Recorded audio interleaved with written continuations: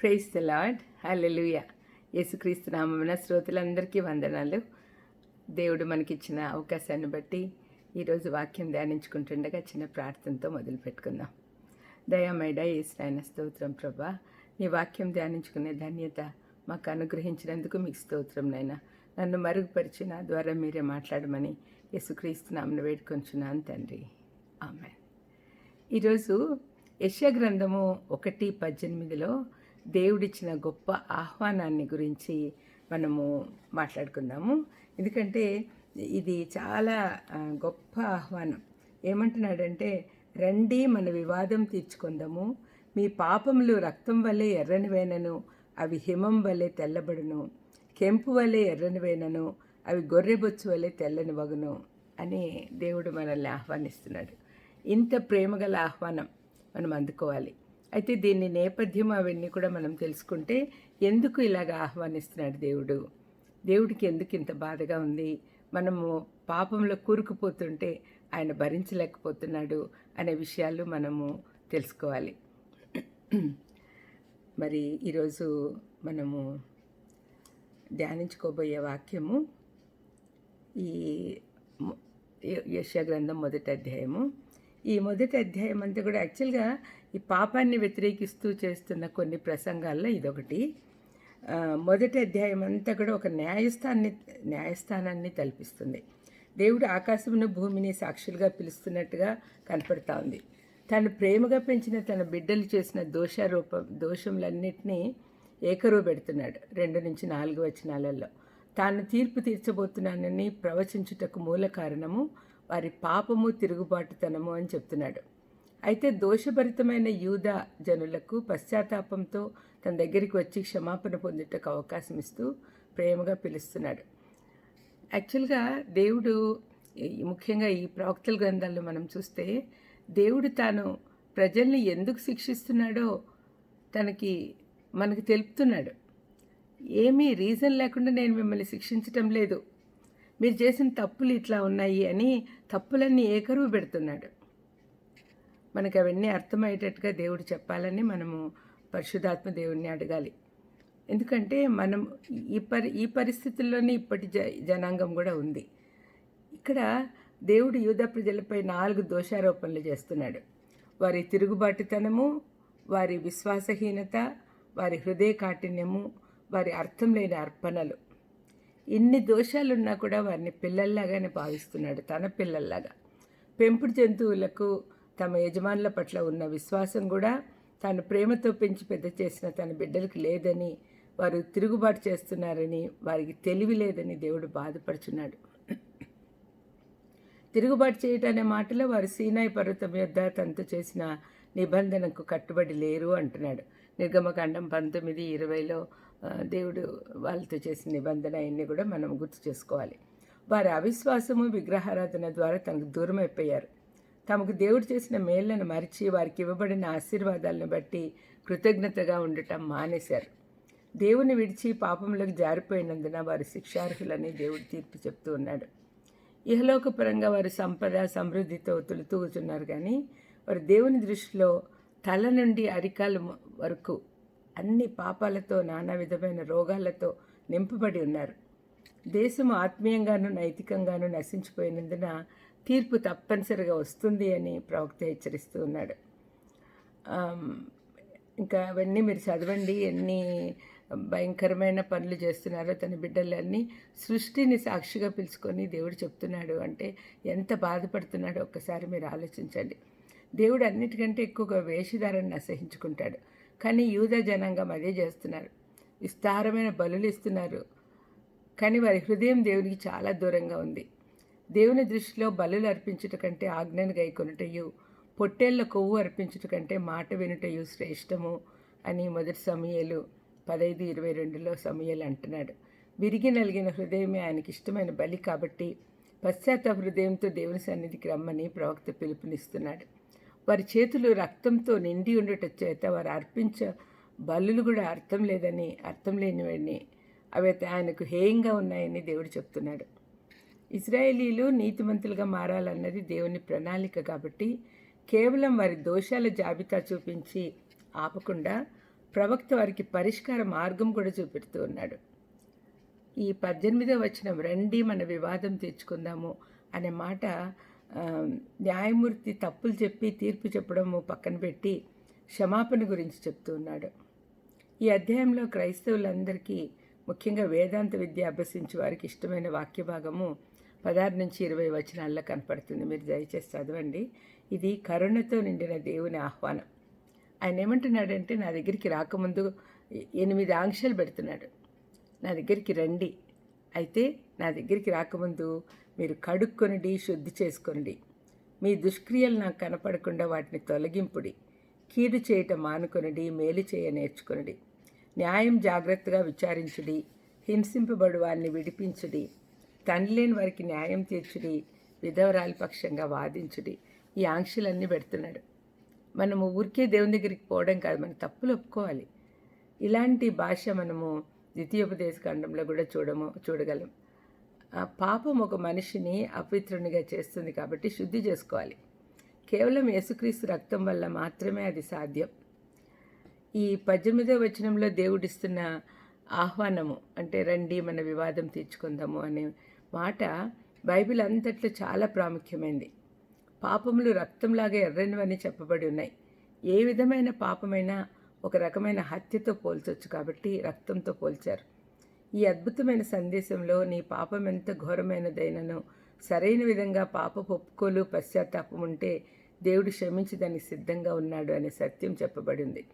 ఆయన విధేయత చూపిస్తే ఆశీర్వాదాలు వస్తాయి, అవిధేయత నాశనాన్ని తెస్తుంది అని హెచ్చరిస్తూ ఉన్నాడు. ఇవన్నీ కూడా మనము గుర్తు చేసుకునేటప్పుడు ఈ ఆహ్వానం దగ్గరికి మళ్ళీ వచ్చి దీని గురించి కొంచెం ధ్యానించుకుందాం. రండి మన వివాదం తీర్చుకుందాం. మీ పాపాలు ఎర్రగా ఉన్నా కూడా, రక్తం వల్లే ఎర్రగా అయినా కూడా హిమం వల్లే తెల్లగా చేస్తానంటున్నాడు. ఇంత గొప్ప ఆహ్వానం ఎవరైనా ఇస్తారండి? యాక్చువల్గా మనం ఏ పాటి వారము? కీర్తనకారుడు 8:4 కీర్తన 8:4 అంటున్నాడు, నువ్వు మనిషిని జ్ఞాపకం చేసుకున్నట్టుకు వాడు ఏ పాటివాడు? ధూళి లాంటి వాళ్ళం. ఆయన దృష్టిలో మనము చాలా తక్కువ స్థాయిలో ఉన్నాం. అయినా కూడా ఎంత ప్రేమిస్తున్నాడని ప్రతి ఒక్కరిని పేరు అంతన తన చేతిలో పెట్టుకొని భద్రపరుస్తున్నాడు. ఇంత గొప్ప దేవుడు మనకున్నందుకు మనం ఎంత సంతోషంగా ఉండాలి. అసలు మనల్ని జ్ఞాపకం చేసుకోవడానికి ఆయన మనం ఏ పాటి వారము? అసలు ఏమన్నా అనాలంటే God is crazy about us అని అనాలనిపిస్తుంది. ఎంత తప్పు చేసినా తన బిడ్డల్ని ఏ తల్లిదండ్రులు కూడా అంత దగ్గరగా తీసుకోరు. అంతగా మనల్ని హత్తుకొని జీవిస్తున్నాడు. మట్టి లాంటి మనకు విలువనిచ్చి పిలుస్తున్నాడు. గొప్ప దేవుడు మనల్ని పోగొట్టుకోలేక పిలుస్తూ ఉన్నాడు. రండి మన వివాదం తీర్చుకుందాము అనడంలో తనని తాను ఎంతగా తగ్గించుకుంటున్నాడో చూడగలం. శాశ్వతుడు, పరిశుద్ధుడు అయిన ఆయన అశాశ్వతులు, పాపులు అయిన మనల్ని తన లెవెల్కు తీసుకొని ఈక్వల్స్ లాగా, ఫ్రెండ్స్ లాగా పిలుస్తున్నాడు. యాక్చువల్గా హెబ్రీ పత్రిక 2వ అధ్యాయంలో చూస్తే మనల్ని సహోదరులు అని పిలవడానికి కూడా ఆయన వెనకాడట్లేదు. సహోదరులు అంటే ఒకే గర్భం నుంచి పుట్టిన వాళ్ళు.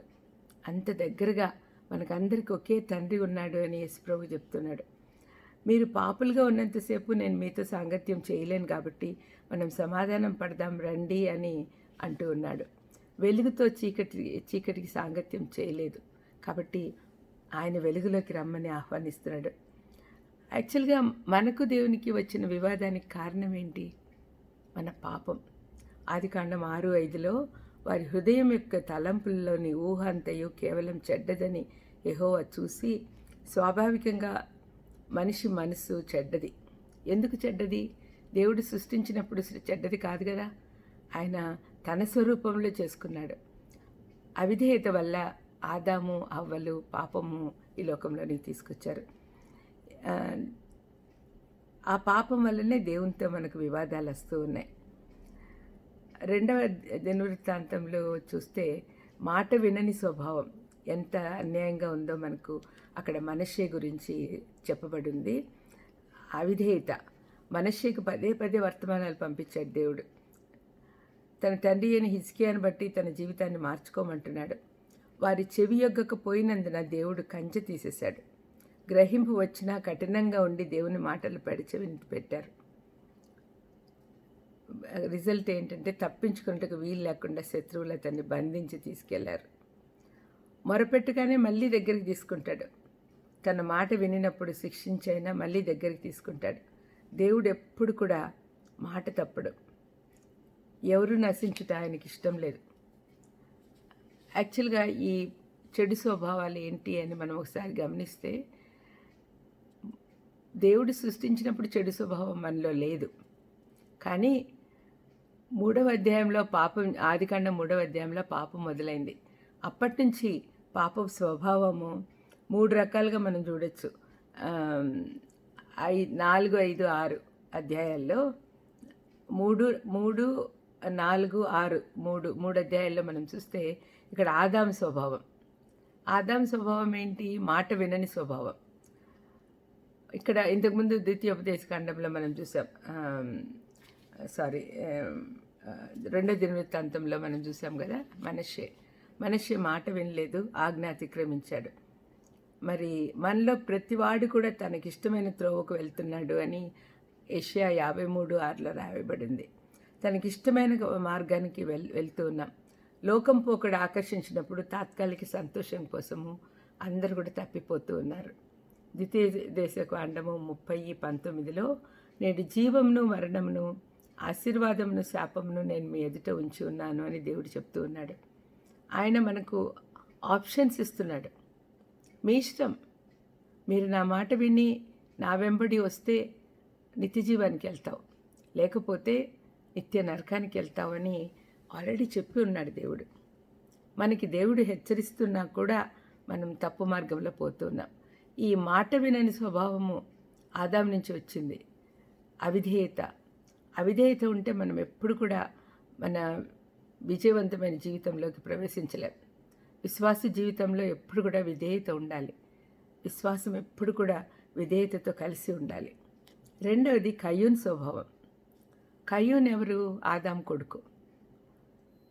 కయ్యూను హేబెల్ మీద ఎందుకు ద్వేషం తెచ్చుకున్నాడు? కోపము, ద్వేషం. దేవుడు అంగీకరించేలా ప్రార్థించాలి కానీ తమ్ముని మీద ద్వేషం పెంచుకున్నాడు. కయ్యూను హేబెలు కథ మనకందరికీ తెలుసు. ఆదికాండం 4వ అధ్యాయంలో కనపడుతుంది. వాళ్ళిద్దరూ, ఒకరేమో పశువులను కాచేవాడు, ఒకడేమో పొలం పనులు చేసుకునేవాడు. కయ్యూను అంటే ఇద్దరు దేవుడికి బలి అర్పించడానికని తీసుకొచ్చారు. యాక్చువల్గా ఆదాము చెప్పి ఉంటాడు అప్పటికే, రక్తం కావాలి, బలి పశువుని అప్పగించాలి, మొదటి బలి పశువును, మొదటి సంతానాన్ని తీసుకురావాలి, గొర్రెలు కానీ మేకలు కానీ అని చెప్పి ఉంటాడు. కానీ హేబెల్ చేసిన పని కయ్యూను చేయలే.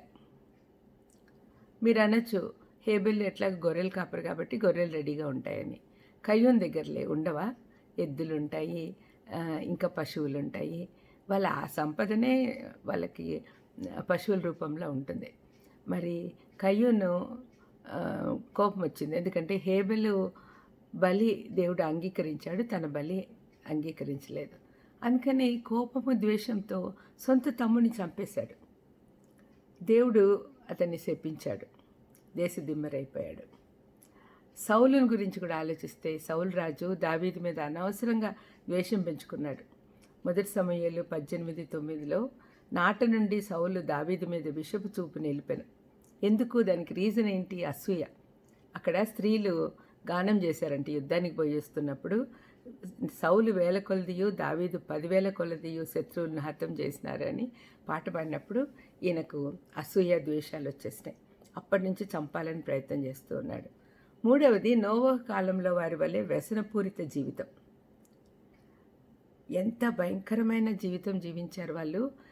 ఎందుకు ఆ మాట అంటున్నాడంటే, ఆదికాండం 6:6లో దేవుడు తాను భూమి మీద నరులను చేసినందుకు యెహోవా సంతాపం నుండి తన హృదయంలో నొచ్చుకున్నాడంట. అసలు ఎందుకు చేశాను వీళ్ళని, ఇంత చెడ్డగా అయిపోయారు అని దేవుడే బాధపడేంతగా అంత భయంకరమైన పరిస్థితిలో ఉన్నారనమాట. ఈ కాలంలో మనం కూడా ఇలాగే ఉన్నాం. మన చుట్టూ మనం చూస్తున్నాం విచ్చలవిడి జీవితం, దేవుడు లేని జీవితం, విశాల మార్గంలో పయనిస్తున్నారు అందరూ. మరి ఈ ఈ మూడు ముగ్గురిని గురించి మనం చూసాం కదా. ఫస్ట్ ఆదాము అంటే అవిధేయత, కయ్యూను అసూయ ద్వేషాలు, తర్వాత నోవహు కాలం నాటి మనుషులు విచ్చలవిడిగా జీవిస్తూ ఉన్నారు. అటువంటి స్వభావాలు కల మనల్ని దేవుడు ఎంత ప్రేమగా మనల్ని శుద్ధి చేసి తన దగ్గరికి తీసుకుంటానంటున్నాడు. ఒకసారి నేను 15 నుంచి చదువుతున్నాను. మీరు మీ చేతులు చాపినప్పుడు మిమ్మల్ని చూడక నా కన్నులు కప్పుకొందును. మీరు బహుగా ప్రార్థన చేసినను నేను వినను. మీ చేతులు రక్తంతో నిండి ఉన్నవి. మిమ్మల్ని కడుక్కునుడి, శుద్ధి చేసుకునుడి. మీ దుష్క్రియలు నాకు కనపడకుండా వాటిని తొలగించుడి. కీడు చేయటం మానుడి, మేలు చేయ నేర్చుకునుడి. న్యాయం జాగ్రత్తగా విచారించుడి. హింసించబడు వారిని విడిపించుడి. తండ్రి లేని వారికి న్యాయం తీర్చుడి. విధవరాలి పక్షంగా వాదించుడి. యెహోవా ఈ మాట సెలవిచ్చుచున్నాడు. రండి, మన వివాదం తీర్చుకుందాం. మీ పాపములు రక్తం వలె ఎర్రనివైనను అవి హిమం వలె తెల్లబడును. కెంపు వలె ఎర్రనివైనను అవి గొర్రెబొచ్చు వలె తెల్లని వగును. ఇంత భయంకరమైన పాపాలు చేస్తున్నారు మీరు, అయినా కూడా నేను మిమ్మల్ని క్షమించడానికి సిద్ధంగా ఉన్నాను అంటున్నాడు ప్రభు. యూదులు భక్తిని ఆచారంగా మార్చారు. అందుకే ఆయన అంత కఠినంగా మాట్లాడుతున్నాడు. అంతలోనే తన బిడ్డలు కదా అని ప్రేమ పుడుతోంది. యెషయా 54:8 మహోద్రేకం కలిగి నిమిషమాత్రము నీకు విముఖుడనైతిని, నిత్యమైన కృపతో నీకు వాత్సల్యం చూపుదును అంటున్నాడు. దేవుడి ప్రేమ ఆలోచిస్తే ఎంత లోతైనది. ఆయన ప్రేమను మనం కొలవలేం.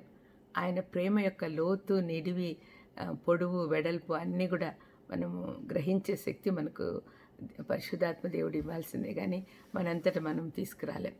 అంత గొప్ప ప్రేమ. ఎంత పాపం చేస్తున్నావు అని చెప్తున్నాడు ఒక పక్క, కానీ ప్రేమ ఒప్పొంగుతుంది. ఇంత పాపం చేసినా పర్వాలే, మీరు నా దగ్గరికి వచ్చేయండి, క్షమించు అని ఒక మాట అడిగితే నేను క్షమించడానికి సిద్ధంగా ఉన్నాను కదా, మీరు ఎందుకు నా దగ్గరికి రారు అని బాధపడుతూ ఉన్నాడు. ఈనాడు కూడా అదే మాటలు మనకు కూడా వినిపిస్తూ ఉన్నాయి. మనం ఎన్నో పాపాలు చేస్తున్నాం, చిన్నది పెద్దది, అబద్ధం చెప్పడమో లేకపోతే చిన్న చిన్న తప్పులు చేయడం పర్వాలేదనుకుంటాం. కాదండి, అబద్ధంలో ఆడు పెదవులు యెహోవాకు హేయములు అని బైబిల్ చెప్తుంది. మరి అలాంటప్పుడు మనము ఎంత జాగ్రత్తగా, ఆయన అంటున్నాడు చూడండి ఎంత ప్రేమగా, ఒక్క నిమిషము నీకు విముఖుడనైతిని, నిత్యమైన కృపతో నీకు వాత్సల్యం చూపుతాను రా అని చెప్తున్నాడు. దావీదు పాపం చేసి పశ్చాత్తాప హృదయంతో అన్న మాటలు ఏంటంటే కీర్తన 51:7 నేను పవిత్రుడనగినట్లు హిస్సోపుతో నా పాపం పరిహరింపుము, హిమం కంటేనూ నేను తెల్లగా ఉండినట్టు నన్ను కడుగు అని చెప్తున్నాడు. 1 యోహాను 1:7 యేసు రక్తం ప్రతి పాపము నుండి మనల్ని పవిత్రులుగా చేయను అంటున్నాడు. ప్రభు మనల్ని పరిపూర్ణంగా పవిత్రపరిచాక విమోచింపబడిన మన హృదయం హిమం కంటే తెల్లబడుతుంది. ఉచితంగా ఆయన మహాకృప చేత ఈ పనులన్నీ చేస్తూ ఉన్నాడు. ఈ 1వ అధ్యాయం 18 మనకు కల్వరి తోట, గెత్సెమనే తోట, కల్వరి కొండ, గెత్సెమనే తోట కనపడుతున్నాయి. దేవుని ప్రణాళిక ఇక్కడ పూర్తయింది, కానీ భూమి పునాదులు వేయబడకముందే గొర్రెపిల్ల బలి గావించబడింది అని రాయబడింది. దేవుడు తన్ను తాను ప్రజల కొరకు అప్పగించుకొనుట అనేది అద్భుతమైన సువార్త. మనం ఇప్పుడు చదువుకున్న వాక్య భాగంలో ఇశ్రాయేలీల పాపకార్యములు చూస్తే దేవుని అపారమైన కృప కనపడుతుంది. పాపం విస్తరిస్తే కృప కూడా విస్తరిస్తుంది అని రోమపత్రికలో చెప్పబడింది. మన పాపాలకు చెడు మార్గంలో విడిచిపెట్టుట ద్వారా పరిష్కారం రాదు, ప్రాయశ్చిత్తం చేసుకోవాలి. ఆ పాప పరిహారార్థ బలిగా యేసు ప్రభు తను తాను అప్పగించుకున్నాడు. సంఘాల్లో ఈ మాటలు ఎప్పుడూ పోలేరు కూడా, ఎందుకంటే లక్షలాది ప్రజలకు ఆదరణ తెచ్చాయి ఈ మాటలు. పాప శిక్ష నుండే కాకుండా పాప ఉనికి నుండి విడుదల తెచ్చుకునే మార్గము శిలువ ధ్యానాల ద్వారానూ విమోచింపబడిన అనేక జీవిత చరిత్రల ద్వారా మనం ఈ వాక్యంలోని శక్తిని తెలుసుకోవచ్చు. మనము శాశ్వతమైన ప్రేమతో ఆయన మనల్ని ప్రేమిస్తున్నాడనే మాట ఎప్పటికప్పుడు మనము గుర్తు చేసుకోవాలి. ఒక చిన్న ఈ వాక్యానికి సంబంధించి ఒక పాపికి దేవునికి జరిగిన ఒక సంభాషణ, ఒక భక్తుడు ఊహించి వ్రాసినది నేను మీకు చదివి వినిపిస్తాను. అంటే భక్తుడు ఊహించి రాశాడు, కానీ మనం కూడా అట్లా ఊహించుకోవచ్చు. ఈ భక్తుడు అంటున్నాడు, నువ్వు చాలా గొప్ప దేవుడవు, సర్వసృష్టికర్త, సర్వాధిపతివి కదా, పరిశుద్ధుడవు, నీ కనుదృష్టి దుష్టత్వం చూడలేనిదంతా నిష్కల్మషమైనది కదా, నిన్ను చూచేందుకు కూడా యోగ్యత లేని నాలాంటి పురుగులను చూడడమే కాకుండా క్షమించడం నీకు సాధ్యమా అని అడుగుతున్నాడు ఒక భక్తుడు. దేవుడు అంటున్నాడు, నీవు నివసించే చిన్న ప్రపంచం నాకు చాలా ఇష్టం. అది తెలియజేయడానికి నీకెన్నో రుజువులు ఇచ్చాను. నీ ప్రపంచాన్ని వెలుగుతో నింపడానికి సూర్యుడిని ఇచ్చాను. నీకు పంటలు ఇచ్చే నేలను తడపడానికి వర్షాన్ని ఇస్తున్నా. నీవు పీల్చే గాలి నిన్ను ఆపదల నుండి కాపాడుతున్నా. నీ తల వెంట్రుకలన్నీ కూడా లెక్కింపబడ్డాయి కదా.